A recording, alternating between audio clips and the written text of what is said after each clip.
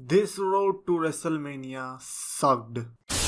तो यस मैं champions of the world मैं 3DX क्षेत्र एंड आज मैं बताने वाला हूँ कि क्यों मेरे को लाइक रोड टू रेसलमेनिया 38 का जो ये रोड था इस पर मेरे को उतना चलने में मज़ा नहीं आया। वो जो चीज़ जो हम WWE से एक्सपेक्ट करते हैं वो चीज़ हमें देखने को नहीं मिली जो कि हमने प्रीवियस रेसलमेनियाज में देखी थी। हेल इवन रेसलमेनिया लाइक 2020 जो थी उसका भी बिल्ड हमें अच्छा देखने को मिल रहा था, लेकिन अगर आप इधर देखोगे तो ऐसा लगा कि यार क्या था ये। मतलब Roman Reigns versus Brock Lesnar को ये लोग ग्रेटेस्ट रेसलिंग मैच ओ सॉरी एजन ऑर्टन मतलब biggest match of all time को कह के प्रमोट तो कर रहे हैं, बट दैट डजंट मीन कि आप एक दूसरे को छू नहीं सकते। काफी सेक्सुअल लग रहा होगा बोलते हुए, बट एक्चुअली में हमने ब्रॉक लेसनर और रोमन रेंस के बीच पर्सनल टच वाली फीलिंग्स देखी ही नहीं। कब ये एक दूसरे से भिड़े कभी हुआ ही नहीं। और थोड़ा सा मोमेंट भी आता था तो वो फालतू के वो बॉडी बिल्डर्स नहीं बॉडीगार्ड्स जो आ जाते थे उनकी वजह से दिमाग खराब हो जाता था। And Brock Lesnar versus Roman Reigns ही मुझे लगता है कि जो सबसे ज्यादा डिसअपॉइंटमेंट आई है, because Roman Reigns was such a good character कि अगर इस साल वो किसी और के साथ मैच होता तो मेरे हिसाब से उसकी स्टोरी लाइन बढ़िया होती, जैसे कि हमने last year Roman versus Edge versus Bryan के केस में देखा था। वैसे ही कुछ इस साल भी हमें देखने को मिलता अगर रोमन रेंस ब्रॉक लेसनर के साथ ना लड़ रहे होते। And since it was Brock Lesnar WWE don't know how to handle it, because जब एक इमेंस पावर ऑफ सक्सेस आ जाती है they just can't figure out कि अबे यार अब ब्रॉक लेसनर को हम ले तो आए, अब क्या करें हम। एक काम करो, इनको कहो कि ये लड़ेंगे लेकिन ये कभी लड़ेंगे नहीं। That is very weird. And just imagine आज की रॉ क्या थी। Brock Lesnar and Roman Reigns दोनों हेवीली एडवर्टाइज हो रहे थे कि भाई साहब आज तो तबाही मचने वाली है। जिस तरह से एक दूसरे को मारने की कोशिश की गई थी, आज तो खूनम खून होना बनता था। बट टर्न्स आउट कि पहले एक बंदे ने स्पीच दी, फिर दूसरे बंदे ने स्पीच दी, फिर चुपचाप साहब घर को चले गए। किसी को याद ही नहीं रही वो चीज। How is that possible? I am pretty much sure कि अगर आप कोई वैसे नॉर्मल रेगुलर पेपर व्यूज निकालोगे तो उनके बिल्ड आपको ज्यादा खास देखने को मिल जाएंगे। उसमें पता नहीं लाइक बियर ट्रक हो सकता है कि बियर ट्रक से बियर की फुवारा छोड़ दे, ऐसी स्टोरी लाइन दे देंगे। लेकिन यहाँ पर क्या होगा, यहाँ पर आपको सिर्फ मिलेगा सिक्योरिटी गार्ड्स और कुछ नहीं। एटलीस्ट चलो एक मेमोरेबल मोमेंट उन्होंने दिया कि जिस तरह से वो गाड़ी के पीछे पड़ गए थे ब्रॉक लेसनर, वो तोड़ दी थी एंड वो दरवाजा निकाल दिया। मुझे लगता है कि इस राइवलरी से सिर्फ इतना ही इंटरेस्टिंग मोमेंट रहेगा।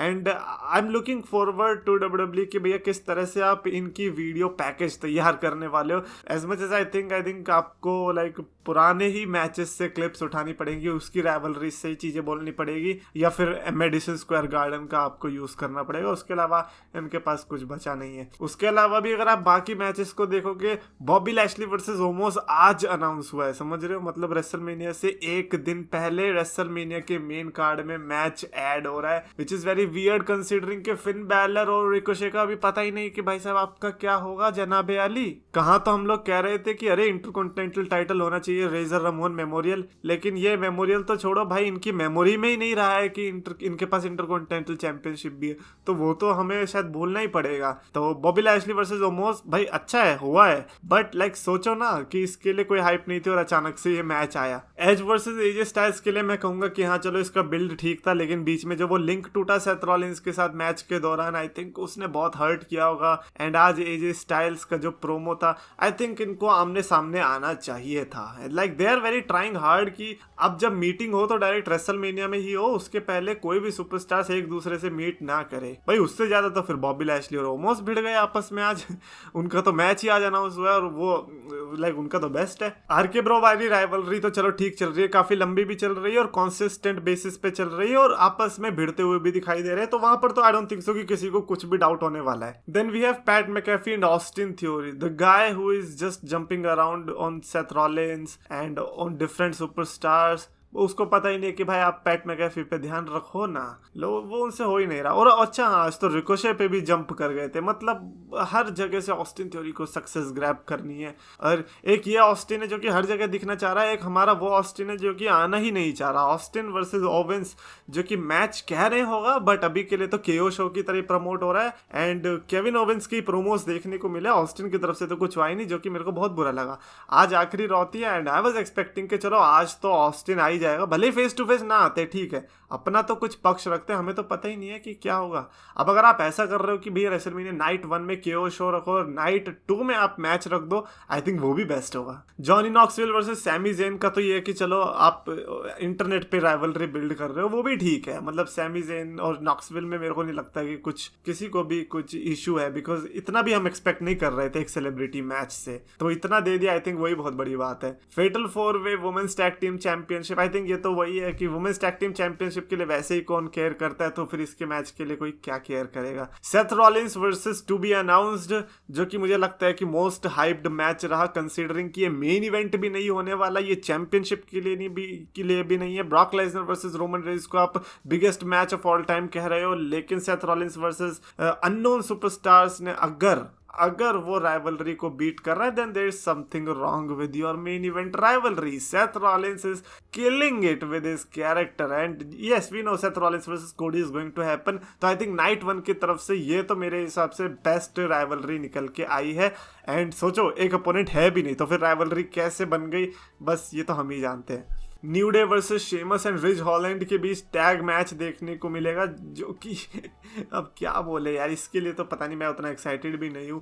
ऊसोस एंड नाकामुरा और रिक बुक्स के बीच स्मैकडाउन टैग टीम चैंपियनशिप देखने को मिलेगा। ये है कि चलो इसमें ठीक है, नाकामुरा एंड रिक बुक्स क्या पता चैंपियनशिप जीत जाए। मैकिंटायर एंड हैप्पी कॉर्बिन की राइवलरी भी अच्छी चल रही है, मतलब अच्छी इन द सेंस कि ये नहीं कि भाई आपको इन्वेस्ट ही होना है, but at least when they are saying कि हाँ ये राइवलरी है, मैच होगा, तो उसकी राइवलरी हमें देखने को मिल रही है। Mysterio and Mizo and Logan Paul के बीच जो मैच होगा उसके लिए भी अच्छी राइवलरी देखने को मिल रही है। बियांका बेलेयर एंड बेकी, इनकी भी बढ़िया राइवलरी है, एंड शार्लेट रोंडा की भी बढ़िया चल रही है। तो बेसिकली लाइक नाइट 1 का मेरे हिसाब से काफी ज्यादा पलड़ा भारी है व्हेन इट कम्स टू हाँ there base, like there base is so strong.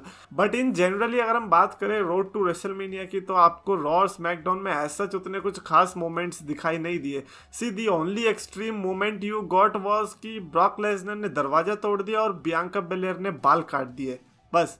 Yup, Bianca Belair ने बाल काट दिए, ये भी एक्सट्रीम मोमेंट में ही आने वाला है, and it is just sad. But anyways like road to WrestleMania के बारे में अब क्या बात करें, अगर इन्होंने रेसलमेनिया को ही अच्छा डिलीवर कर दिया तो मेरे हिसाब से बेस्ट है, क्योंकि लोग इन दी एंड रेसलमेनिया को ही याद रखने वाले हैं। बट अगर रेसलमेनिया में भी हक दिया, then you are witnessing one of the worst years in WWE, because आपके 2 साल इतने बढ़िया गए थे, और अगर आपका ये साल इतना गंदा स्टार्ट होगा ना, तो फिर आपका पूरा साल बकवास जाने वाला है। आई रियली होप कि ऐसा ना हो, because we all want a good show. Like WrestleMania है, कम ऑन यार, इट इज ए फेस्टिवल, और फेस्टिवल कभी भी बुरा नहीं जाना चाहिए।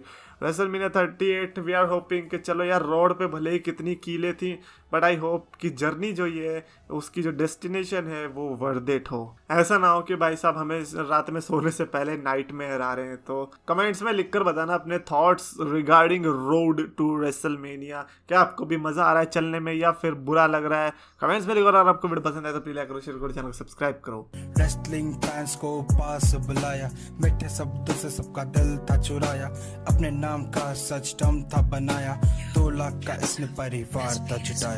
पर समय की मार है, ये मेहनत की हार है, ये खुद को बदलना तो मेरे शब्दों के विचार है। अफसोस है कि आज सबने इसको भुलाया, फ्राइडेज को इसने RKO था लगाया, फ्राइडेज को इसने RKO